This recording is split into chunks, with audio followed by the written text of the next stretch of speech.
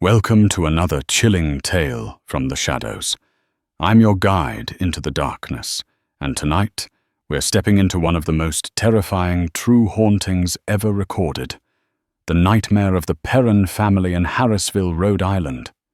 This is no ghost story spun for thrills. Every word you're about to hear is rooted in the real horrors that tormented a family for nearly a decade. Let's begin.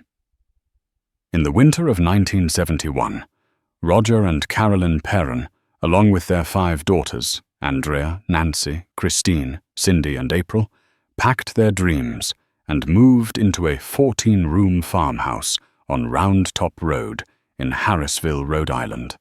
The old Arnold estate, built in 1736, sprawled across 200 acres of quiet countryside.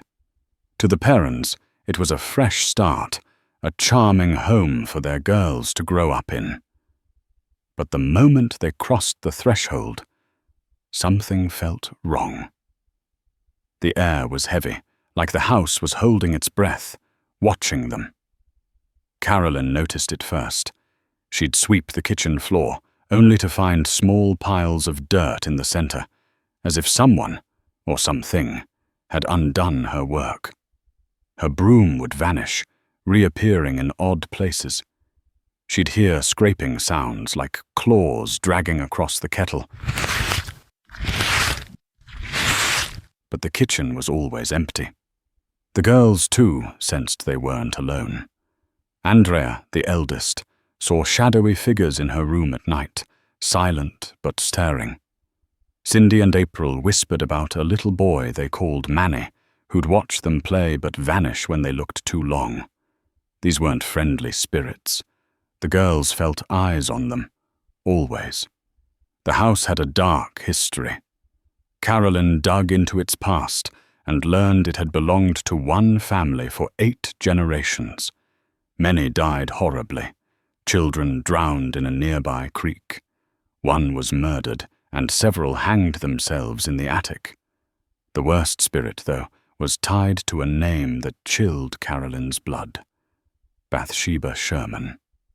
A real woman born in 1812, Bathsheba lived on a neighboring farm.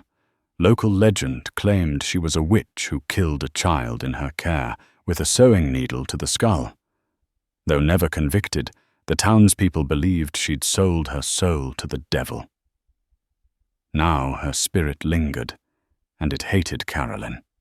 At night, the house came alive with terror. Footsteps echoed in empty hallways. Doors slammed shut on their own. The stench of rotting flesh would fill a room, then vanish. Carolyn woke to bruises on her body, unexplained and painful.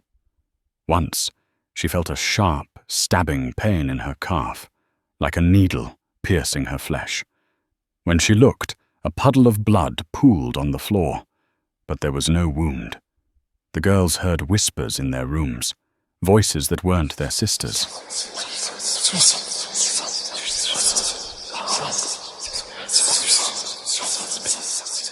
Nancy saw a woman in a grey dress, her head tilted unnaturally, standing at her bedside. "Leave," the figure hissed. The Perrons wanted to flee, but they'd sunk every penny into the house. They were trapped. As months turned to years, the spirits grew bolder. Beds shook at night, waking the girls in a panic. Objects moved on their own. A doll sliding across a table, a book falling from a shelf. Roger, the skeptic, felt a cold, stinking presence in the cellar, like something was breathing down his neck. The family clung to each other, but the house was closing in. They didn't know it yet, but their nightmare was only beginning. Something evil was waking up, and it wanted them. By 1973, the Perron family's dream home had become a prison of fear. The spirits in the old Arnold estate weren't just restless. They were angry, and Carolyn seemed to be their target. Bathsheba Sherman's presence grew stronger, her hatred for Carolyn almost personal. Andrea later said Bathsheba saw Carolyn as a rival, a mother daring to claim her house. The attacks intensified. Carolyn would wake screaming, her body covered in fresh bruises as if invisible hands had gripped her in the night. She saw apparitions now, a tall woman with a broken neck, her head lolling to one side, staring with empty eyes. The spirit's voice was a guttural snarl. "You don't belong here." The girls weren't spared. Cindy woke to her bed, lifting off the floor, shaking violently before crashing down. Christine heard a man's voice in her room, whispering her name over and over. But no one was there. April saw Manny, the child spirit, more often. But his face was changing, his eyes hollow, his smile twisted. One night, Andrea felt a weight on her chest, pinning her to the bed. She couldn't scream, couldn't move, as a shadowy figure loomed over her, its breath cold and sour. The girls started sleeping in Andrea's room, huddled together, too scared to be alone. Desperate, Carolyn reached out to paranormal investigators. A local group came first, witnessing objects moving and hearing strange noises, but they couldn't stop the terror. Then the Perrons met Ed and Lorraine Warren, famed demonologists who'd faced the darkest entities. Lorraine, a clairvoyant, stepped into the house and froze.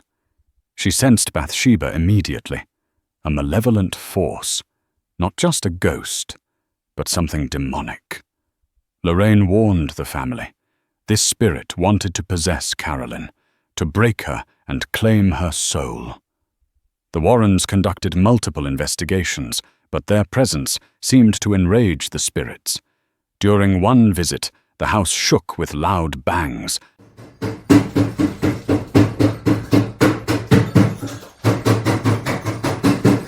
Like something massive was stomping through the walls. The smell of decay filled the air, so thick it choked them. Lorraine communicated with a spirit she believed was Abigail Arnold, a woman who'd died on the property, but Bathsheba's energy overwhelmed everything.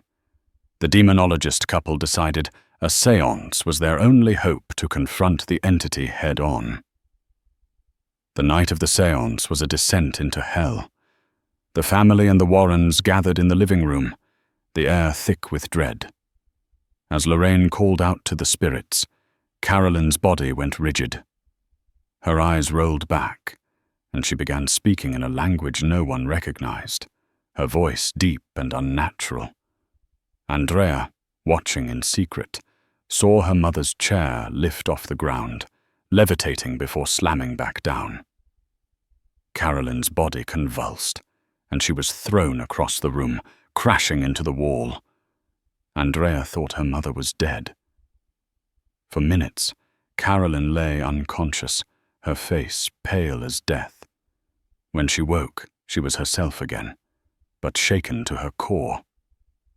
Roger, terrified for his wife, demanded the Warrens leave. He couldn't bear the thought that their rituals were making things worse. But the spirits didn't stop. The house grew colder, darker. Shadows moved in broad daylight. The girls heard laughter from empty rooms, cruel and mocking. Bathsheba wasn't done with them. The Perrons were fighting for their lives, and the worst was yet to come. After the séance, the Perron family's nightmare reached its peak. The old Arnold estate was no longer a home. It was a battleground. Bathsheba Sherman's spirit seemed to feed on the chaos, growing stronger with every scream, every sleepless night. Carolyn bore the brunt of the attacks. She'd collapse in pain, clutching her side as if stabbed, only to find no mark.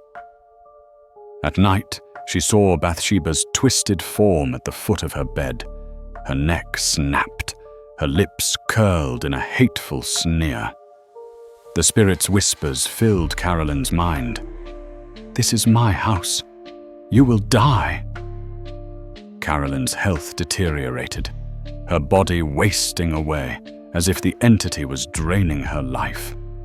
The girls faced their own horrors. Nancy woke to hands grabbing her ankles, yanking her toward the edge of her bed. Christine saw a figure in her mirror, not her reflection, but a woman with a scarred face, mouthing her name. Cindy heard footsteps circling her room, stopping just behind her.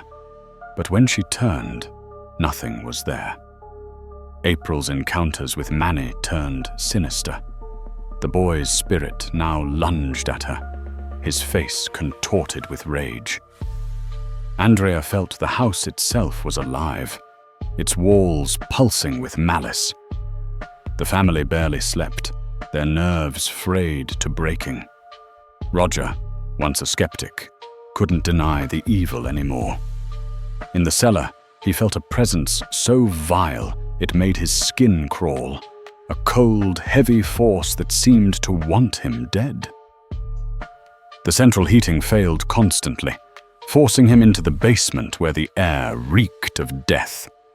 The family's finances were drained, trapping them in the house. They'd invested everything in the property, and moving wasn't an option. They had to endure.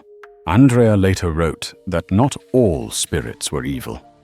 Some, like a gentle woman they called Mrs. Arnold, seemed to watch over them. But Bathsheba's presence drowned out any kindness. The demon tormented Carolyn most, as if jealous of her role as mother.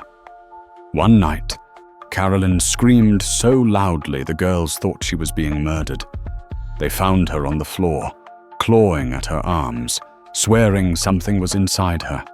The girls prayed together, holding hands, begging the spirits to leave. But the house answered with slamming doors and a low, guttural laugh that echoed through the walls.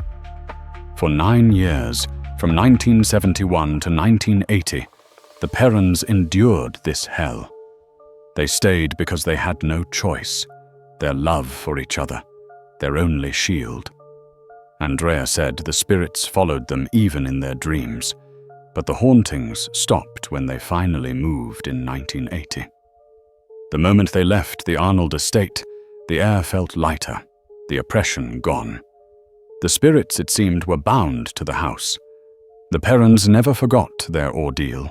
Andrea documented it in her book, House of Darkness, House of Light, a testament to their survival. The old Arnold estate, now called the Conjuring House, still stands, drawing paranormal investigators and thrill seekers. Visitors report the same heavy air, the same cold presence. Some say Bathsheba never left.